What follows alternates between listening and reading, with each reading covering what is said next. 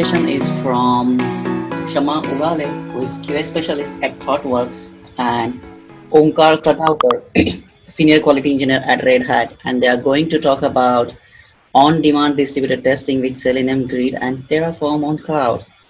Sounds exciting. Shama and Omkar, are you on board? Hey, I hi see. Lalit. Can you see me? Cool. So I would just hand over the stage to you, and both of you can now start presenting. Presenting. Let me know once you're able to see the screen. If you can share, I can tell you. Yes. Perfect. We see Okay, your screen. We see you. sure. So greetings of the day, people. I'm sure people, it's like morning, afternoon, or evening for a couple of you. So today, me and my friend, Omkar, are going to present a solution that we worked about some time ago when we were working together. It is on distributed testing infrastructure using Selenium Grid, Terraform, and AWS, along with the Kubernetes cluster. Um, so, a little about me. I'm Shama Ugle, and I'm working at ThoughtWorks as a CA/QA consultant. I have been working on strategizing the testing solutions, and then creating a lot of automation as well as strategies and processes for teams across various kind of applications. Maybe it is web, backend, mobile, or nowadays I'm working more on and taking more interest on AI/ML applications. And I also enjoy a lot on sharing my knowledge and experience and helping people to get better at testing in whichever way I could do. So over to Omkar. Hey, hello everyone. My name is Omkar. I work as a senior quality engineer in Red Hat. Uh, Testing, automation, and DevOps is kind of my passion, and I've been working in testing more than 10 years now, like almost 10 years now, and I've been working on multiple open source projects in Red Hat as well as I had very good interest on the infrastructure side. So yeah, let's see. Like in this talk, we will going to discuss some of our ideas. So yeah. Yeah, so let's begin. So, do we all agree today that CI/CD forms as a basis to deliver the software more frequent and faster? So a typical pipeline that we have, all right, is something looks like this, where we have a build, where it has a couple of quality gates, such as unit testing, integration tests, and for microservices, we also have contract tests. Based on the outcomes of the tests, if all of them pass, it is packaged and then it is deployed to an environment, and this particular environment deployment also depends on the type of test automation suite we have in place, and based on the results, it would be auto deployed to the QA environment, where the QAs would conduct the exploratory testing to validate the build as well as to see if this can be a production candidate, right? And then the later on, if you see, these arrows are indicating that these can be manual trigger, because here is where we are trying to do the build validation in terms of all kind of other testing that we are doing, right? This can be a automated build and deployment as well, but then it completely depends on automation. So this automation tests form a major role and a very critical role. It completely depends on how your automated test coverage is and fully deployment pipeline that you have, which will make sure that you reach to the market faster, as that you have said about. But then what happens here is, let us say that you have the build pipeline in place, you implemented the automation, you added them as a quality checks. Now over the period of time, as you keep improvising and keep developing your product, adding more features to it, is your test automation suite going to grow. But then I cannot tell my stakeholders or the business team to saying that because our product has grown, my test cases have grown, and it is going to take more time now to do the deployment because I have a huge automation test cases, right? So what do I do? So the execution time is always going to be key here, because completely depending on this stage, my further deployment would happen. right? And this can be solved in two ways. One is I can implement the proper test pyramid, take all the test cases to the unit integration contract and then API service layers, and then only have few end-to-end test cases which would only cover my UI components and minimize the test cases there so that my execution becomes faster. But let us also consider one more thing here. I have to do, compatibility testing across multiple browsers, real devices, virtual devices, platforms.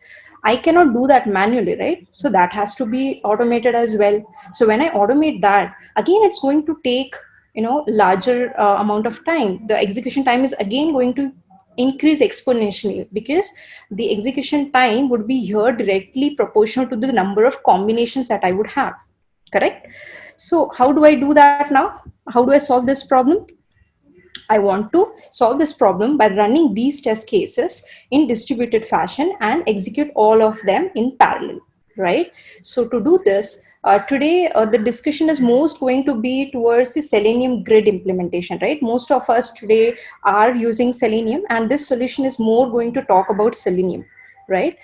So what I will do is to distribute my test cases on different nodes, a node nodes having different browser combinations. I can distribute my test cases, run them, and collect the reports. Correct?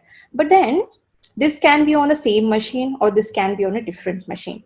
So again, the question comes that I would need a good infrastructure to support this, right? So what are the solutions that I have for now? This kind of a problem. I could go with cloud infrastructure providers, right? The cloud infrastructure providers are just like Sauce Lab, Browser Stack, Test Object. So what do? I use them, create a tunnel, and use their infrastructure to run my test cases. Now, this kind of situation, this kind of setup is much more recommended when you have a lot of browser versions, like you have Chrome, but then Chrome you might want to support for like 30 versions. I'm just taking an example. And then maybe I want to also make sure that it is working fine on n number of devices, real device combinations. So here, if I have to do such kind of cross-platform and browser testing, then the cloud infrastructure providers are the best. But then it also comes with some added cost to it, and the limitations being that based on what plan you choose, you might have some limitations on the number of minutes of testing, the number of parallel executions that you can do, and the number of devices and the browsers and the versions that you can use, right? Let's see the other solution that we can have. We can have a infrastructure where we can manage it on ourselves and we can design the way we want. Okay, here again I can have it designed on my local. When I say local, I need to have skilled people on the infra and operations, set up a machine the way I want to set it up, have all my dependencies there, and then I also have to keep monitoring the systems, and always these machines have to be dedicatedly associated with the automation run. And then I also need people to see if there are any problems, keep an eye on it, monitor it, see if something is breaking on the infrastructure side. Okay, the maintenance. So this can become an overhead over the period of time. But then there is another solution that I can have is on-demand cloud-based solution, where I can maintain that entire infrastructure as a code, and I can spin up the machines whenever I want to execute my test cases. Okay, spin up the machines with all the configurations that I want, and again put this on the pipeline so there is no manual intervention involved. And because I'm only spinning the machines when I need and then tearing them down once I'm done with my execution, I'm saving a lot of cost. I'm only paying whenever I'm going to use it, and this can be automated as well, right? So let us see what we tried to come up with a solution, and this is the solution that we proposed, and this is the solution that we implemented. Okay, we'll talk about it. So what is Starkey, right? This is what is the solution, and the solution is an open source project. We are using this to manage the Selenium grid on the Kubernetes cluster on AWS, and it is deployed and maintained as code using Terraform. Okay, and this is on demand. That means this is triggered with the pipeline. Just the way we have the automation test, we have the infrastructure as code, and then this infrastructure code gets triggered when I'm running my automation suites. This will bring up my entire infrastructure, and then I would run my test cases, and this can be scalable as well. If I keep on adding more test cases, that does not mean that I should add that much execution time. So what I do, if I see that there are a lot of the test cases coming in, I would scale my infrastructure automatically based on the incoming requests and run the test cases during the same specified time and move ahead. And it is also cost effective because I'm not having these machines all the time up and running for me. So I will use it only when I want, and I will destroy that once I'm done, right? So let us see what are the different components that we're using in this infrastructure. The first one that we're using is Terraform. So Terraform is a open source, open source tool which maintains the entire infrastructure as code and was released by HashiCorp. So this has typically only 3 commands to spin up the infrastructure. First is plan, where I tell my Terraform that what all infrastructure I need. In case of AWS, it might be the EC2 instance, what kind of instance I want, what cluster I want to run on it, how many nodes, all of that information, including the security groups and VPCs and everything. I would define that, and I would run the plan. And Terraform is going to tell me that what all the resources it is going to create. The next is apply. When I say apply, it would directly start creating that infrastructure. And once I'm done, I'm going to use destroy, which is going to tear down that entire infrastructure, which we'll see in the demo. And this all is maintained by Terraform using a state file. Okay, and entire infrastructure is just defined in a configuration file, and they have .tf as extensions. Sure. Next is Selenium Grid. Selenium Grid I need because I want to run my UI test on multiple browsers, right? So I'll use Selenium Grid to spin up the hub. I'll Dockerize the Selenium hub in a Docker container, and then I will have containers for Chrome, Firefox, okay? And I'll spin up those browser instances, and these will be spinned up based on my requirement. How many parallel test cases I want to run, based on those I would spin up those many nodes, and my Selenium Grid will do the magic for me by executing all the test cases in parallel. Okay, and this is all the Dockerized environment. To manage this, I'm going to use Kubernetes. So what is Kubernetes is? Kubernetes is again an open source tool to use to orchestrate the containerized applications. So because I am using my Selenium Grid as Docker containerization, I'm going to use Kubernetes to manage that. Now what Kubernetes helps me doing is, it will help me doing the load balancing, the auto scaling part that I was talking about. If I have more test cases, automatically my infrastructure should scale, automatically my number of nodes should increase, right? Who will do that for me? Kubernetes is going to do that for me. And also Kubernetes, the wonderful thing that it does is it auto heals itself. So I don't need to go check, okay, my the container has gone down. In terms of Kubernetes, it is called as pod. It goes down. What do? Do I need to do manual intervention? No. Kubernetes does that for me. And also it beautifully also plays a role to balance the load between different nodes that I have, that we will see in the demo. So this is what the components that we have so far in our solution. So I would just hand it over to Omkar to take it ahead from here. He will explain the architecture, and actually you'll see everything in action. Omkar, it's all over to you. Hey, thanks, Shama, for explaining all the components about the Stacky. And what we will going to do now, we will go into deep dive into the Stacky architecture, and followed by a small demo. And yeah, Shama, next slide. Yeah, so this is the architecture looks like. We wanted to make sure that everything here should be run as part of your CI pipeline, or CI, like the Jenkins pipeline kind of thing. And why we wanted to make sure that everything should be run as a single click. So once you run a single click, everything is created, every automation test you run, and then once your automation run, the infrastructure get down.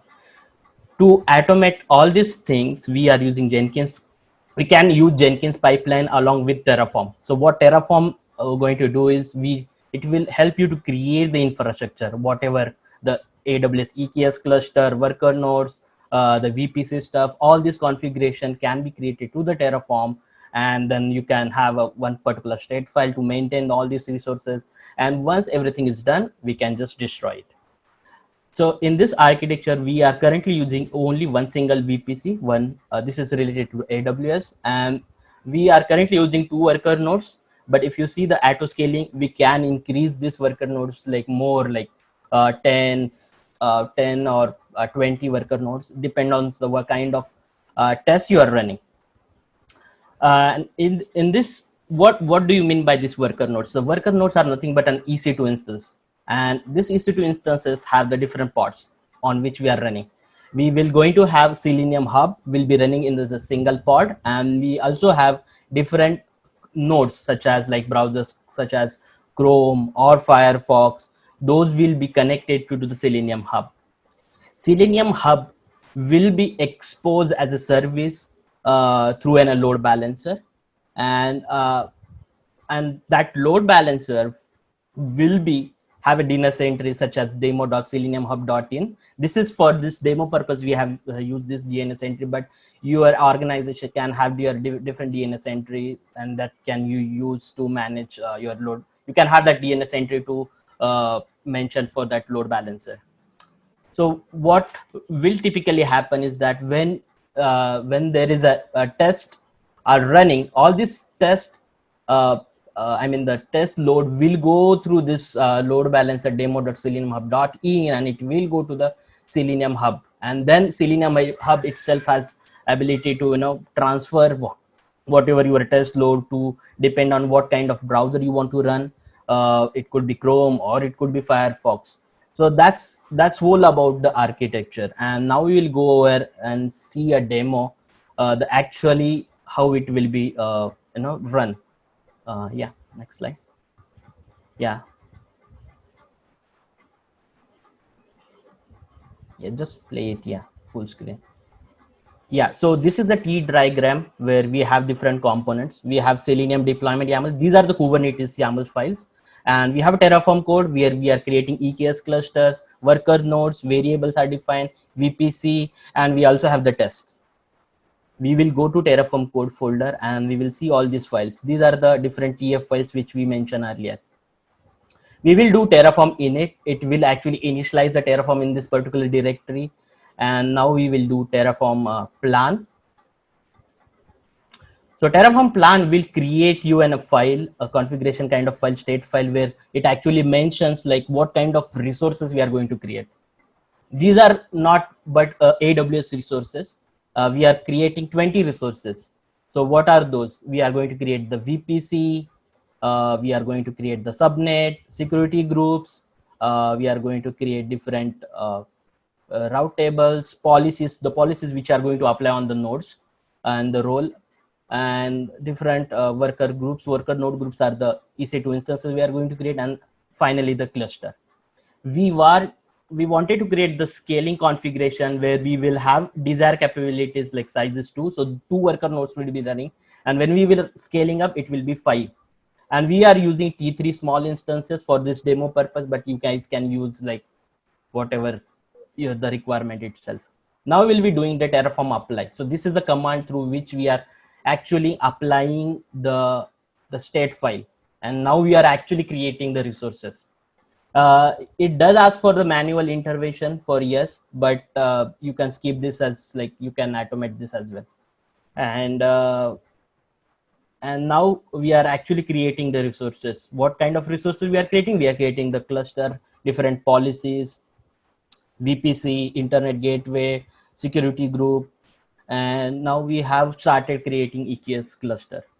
And so while doing this EKS cluster, it takes a couple of minutes to get started.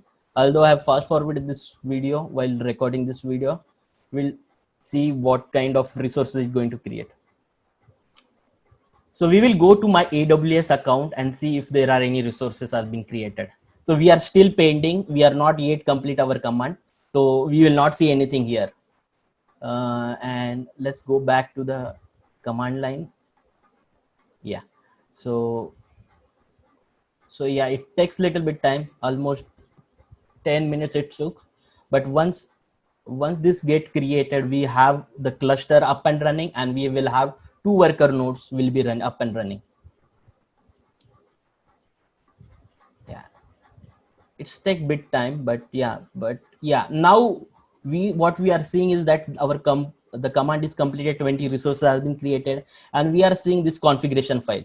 Why this configuration file is required? Because we are creating AWS EKS cluster, and when we want to communicate with that AWS EKS cluster, we want this configuration file set to in our kubectl command, just to communicate with that. And this is the Terraform state file which is created. So these has all the records or all the details about your resources. So consider an example. If when you want to destroy it Terraform uses this tf state file to destroy it. This is a Terraform output file which shows this configuration file which we will require to communicate with an AWS EKS cluster. AWS EKS cluster, we don't have to be manage the master because it is taken care by itself by the AWS. So we don't have to be worried about it. So I'm just putting that configuration file in my configuration. And now if you go to the browser and see, all these resources have been get created. So you don't have to be doing manual step here. So everything is automated through Terraform apply. And let's go back to the kubectl command and try to see the cluster info, and we can see the cluster info as it is. Like, we are now connecting to the AWS Kubernetes cluster. That's fine. And yeah, this is where it is running. Let's go back and see what are the different Kubernetes YAML files we're going to work on. So these are the deployment YAML file, node YAML file, and a service YAML file. What we are trying to create now, we already have created the base. Now we have to deploy the Selenium Hub and Selenium nodes on the AWS EKS cluster in the worker nodes. So what we will going to do, we will run Selenium deployment YAML file. So what it will do, it will run the Selenium Hub in a worker node. And what it running is, it is running as a single pod. Now we have Selenium nodes where we actually running different Chrome browsers, and we had set replica count as 10. So it will have only 10 replicas of Chrome and 1 replica of Selenium Hub. We created the service. This is for exposing your Selenium Hub to an outer world. And let's see. So let the kubectl gate parse and see what we are created. So Selenium Hub is up, and whatever 10 Selenium nodes has been up as well. And we can also see the node YAML file.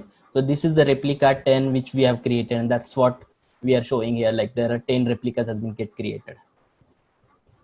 And we will go back and do Selenium kubectl gate service YAML, and we can see the load balancer here URL. So this load balancer URL, I have added a DNS entry, so we can use a demo.seleniumhub.in for that particular thing.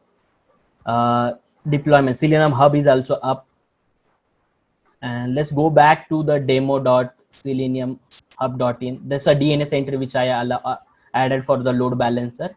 And now every traffic we can see here, like different browsers which we are spun up in the AWS EKS cluster. So this is very, very easy to spin up everything in the AWS EKS cluster within some minutes. Now we'll go to the test and we will run some tests. So this is a test.py. This is a simple Python code which we are running on 4 tests we are running, and we are running on demo.seleniumhub.in. And how we are running this test.py, we are running parallelly. So we have created 6 threads, and these 6 threads will be running on Chrome browser. And let's see how it works now. So I'm going to run this Python parallel.py file, and it will spin up the 6 threads of Chrome browser, and it will run all these 4 tests. And how we can see that?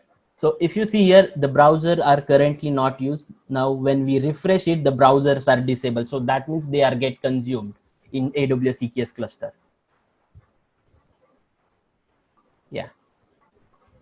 And this is the code. If anyone wanted to see, this is open source, and they can look at the code and they can use it as well. Yes, the tests are complete. Everything tests are run. So these are like only 10 browsers we were using. But consider an example, if you want to auto scale it, how we can do it. So Kubernetes comes with a cluster auto scaler YAML file, through which you can auto scale itself the clusters. And what we are trying to do is that now we are wanted to scale it up. Consider example, you have 10 teams on where they have wanted to also work on the same things. Just scale it.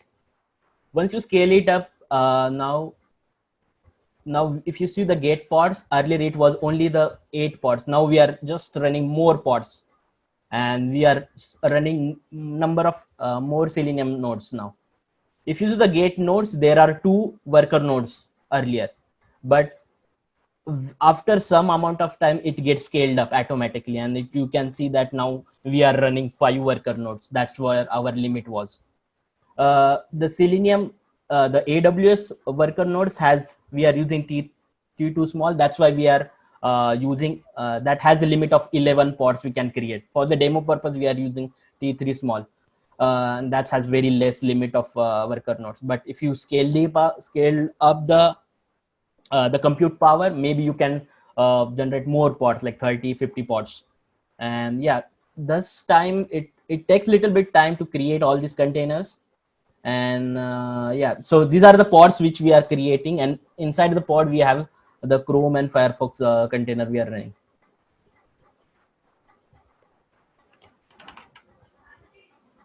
Yeah, I don't know, is it hung?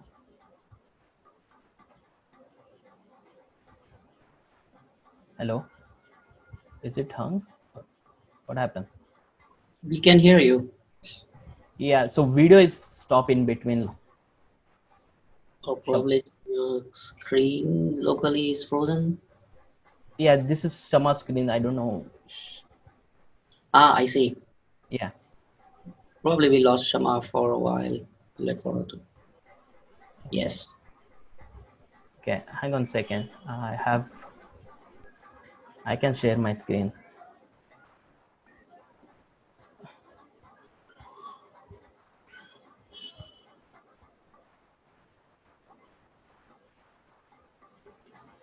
You can see my screen now? Yes, perfectly. Okay. Let me just present it.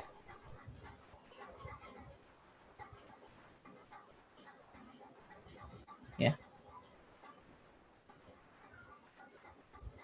Where we were.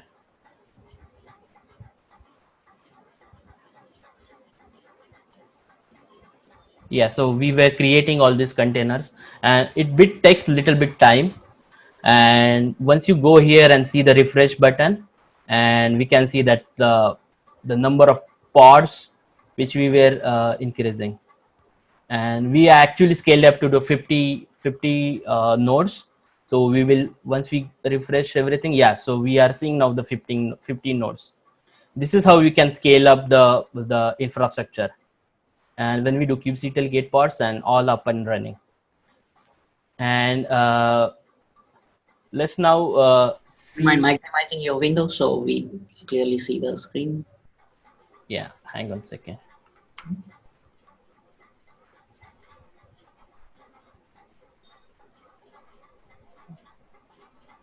Yeah, is it better? Yes.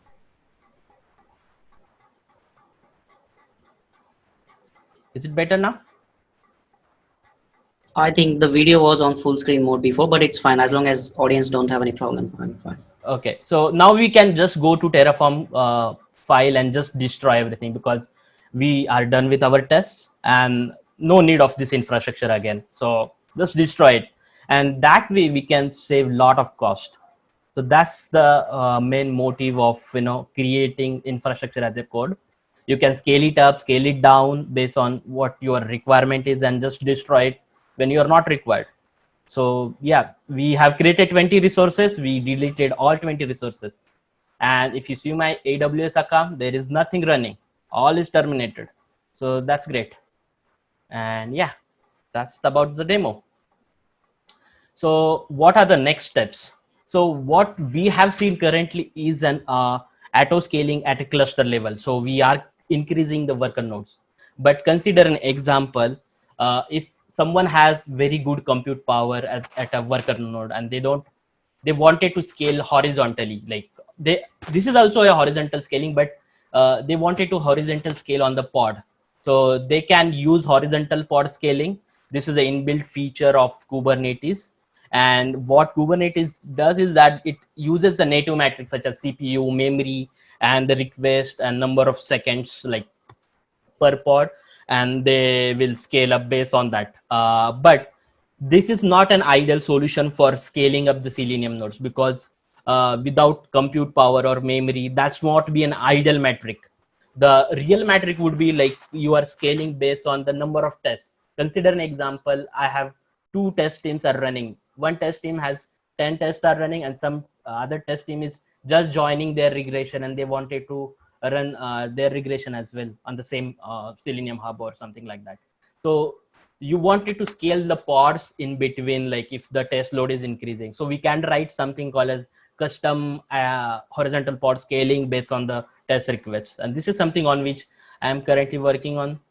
And yeah, so the material, all the code and the demo of this video is available on the open source on my GitHub account and YouTube. And all these are the important references through which we actually try to help us to generate this particular thing. And yeah, thank you everyone. Yeah, and if you guys have any questions, we can take the questions. Right on time. We have a bunch of questions. So first question from Ravi. The common hearing often he hears from testers is that management wants us to test, not to test, but rather invest all that time on automating everything and stuff. On the other hand, it's very challenging at the same time, right? So his question is, you having built this on your own, do you run tests just on this or and give the sign off, or you're also doing some other exploratory testing? Or so how is the investment and return over investment on these efforts in Yeah, short? so just to tell you this, that this is something apart from your testing. So the automation testing is after your regression. So you already have tested manually. You have tested everything, what exploratory testing you have done, everything is working fine. After that, you don't want to do this testing again and again. That's why we wanted to do automation checks. That's what Mr. James Sparks and all these people, great people, tell about. So that's why we wanted to do these things, just because we wanted to reduce our efforts. And yeah, I think testing itself is more important than the automation first. But then once you're done with your testing, then you should have some plan. Like it's kind of like how do you manage your time in your work, where you do a lot of testing, and once you are done with testing, and then you start writing your test and building this kind of infrastructure. Yeah, so that's also an important thing. Absolutely. Just to add to what Omkar said, right? This is only talking about how do you tackle the infrastructure issues that you have and how can you scale your existing automation tests. But I would never say that automation testing you have, that is going to replace your testing, right? Your testing is not going to get replaced by automation testing. I strongly believe that automation testing should only be covered for all the regression, the repetitive things that you are doing to do the cross browser and everything. But your exploratory testing is where you're going to use your testing minds, right? And then encounter all the issues that you have on the application. Automation testing is not getting automatically tested everything. You have to write the test cases for existing tests. So this is only solving your infrastructure problem, not your testing problem. You have to still do exploratory testing for each build, the production candidates at least. I believe, yes, Ravi was more concerned about the investment in terms of time and how you're distributing it. So perhaps it could be just one-time investment that you're doing on having a very robust infrastructure that will then eventually, speed up your time that you usually based on long lengthy testing. Yeah, and this is open source. If he wanted to use it, he can go ahead and use it. Perfectly fine. It's open source. Excellent. So why do we need dedicated cloud-based machines to host tests? don't you think something like only one AMI won't it work? That is what the solution is all about. So this is not going to be there for you all the time. So this is the infrastructure that you have defined, the kind of infrastructure that you want to run on. Now this infrastructure will be only created when you're running your pipeline. So I shared a pipeline, architects, right? So the typical pipeline would have automation tests after the build. So once you have packaged your application and you want to do the deployment to the higher environments, you want to validate that. And that is where you're running the test. To run the test, I need infrastructure. For this infrastructure, I have already written all of these files, right? This will spin up that infrastructure, run, and then destroy. I think in the demo, Omkar was also showing it only gets spinned up when you're running that. And once you are done, it tears down the entire infrastructure. It is not dedicatedly there for you. It is only there in the code. So is it safe to say that you don't need costly investment with entire CI frameworks in place and Jenkins and running everything there? And is this something that any person individually can do on his local, get the stuff done, and then move on? Yes. So in the solution, we are using the AWS EKS service, right?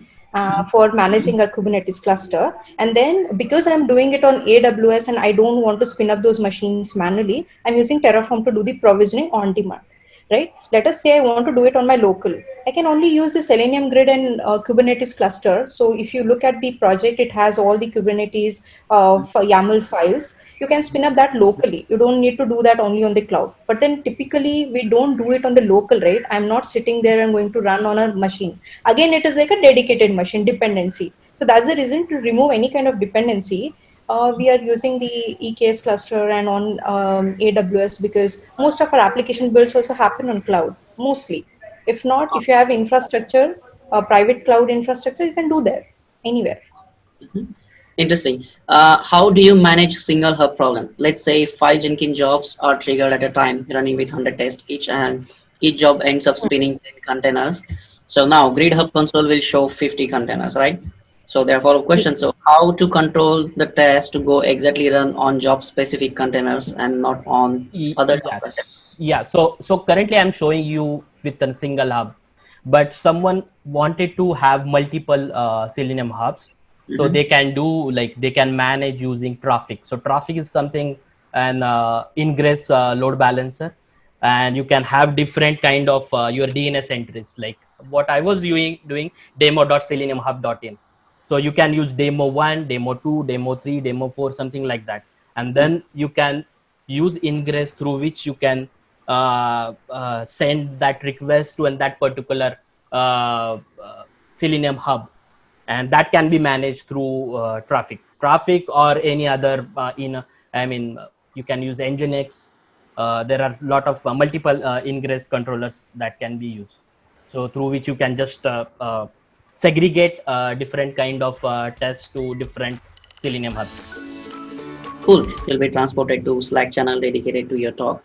Thank you so very much for the very insightful, very interactive and a live session. Thank you, Shama. Thank you, Omkar, and see you around. Thank Bye. you. Bye. Thank you so much. Bye bye. Good day.